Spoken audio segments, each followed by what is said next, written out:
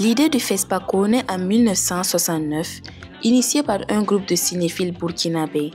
Claude Prieux, alors directeur du Centre culturel franco-voltaïque, François Bassolé, directeur général de l'information, Alimata Salambere et Luc Chiombiano, premier secrétaire général du festival. Alimata Salambere devient la première présidente du comité d'organisation. Ce projet reçoit le soutien du général Sangoulé Lamizana, alors président de la Haute-Volta. La première édition, organisée sous le nom de Semaine du cinéma africain de Ouagadougou, se tient dans une modeste cérémonie mais déjà prometteuse, rassemblant 23 films provenant de 5 pays africains: Haute-Volta, Cameroun, Côte d'Ivoire, Niger et Sénégal, ainsi que de la France et des Pays-Bas.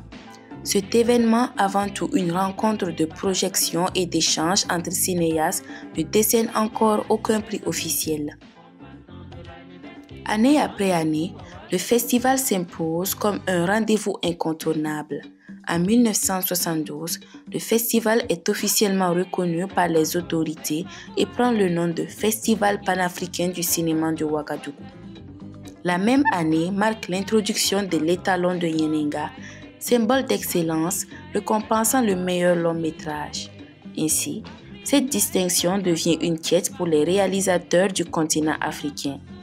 Le premier lauréat de ce prix prestigieux est le cinéaste nigérien Omarou Ganda avec son film Le Oiseau polygame. En 1987, il élargit son champ d'action en intégrant la télévision, adoptant ainsi son appellation actuelle: Festival panafricain du cinéma et de la télévision de Ouagadougou. En 2005, le Grand Prix de l'époque Étalon de Yenenga devient Étalon d'or de Yenenga et les distinctions d'argent et de bronze ont été ajoutées pour récompenser respectivement les deuxièmes et les troisièmes meilleurs films de la compétition.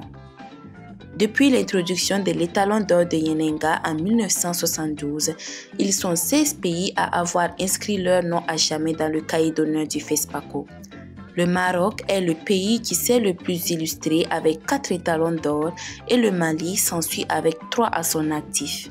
Le pays organisateur a fallu attendre 10 ans, notamment à la 12e édition en 1991 pour recevoir la récompense suprême du festival avec le film Tilay de Idrissa Ouedraogo.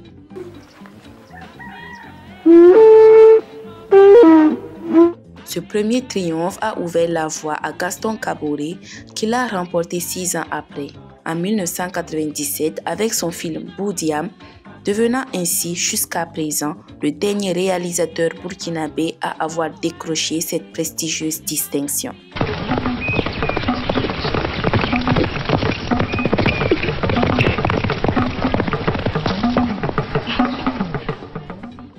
Le FESPACO n'est pas seulement un festival, c'est un engagement, celui de continuer à faire connaître la culture africaine à travers l'art et l'image.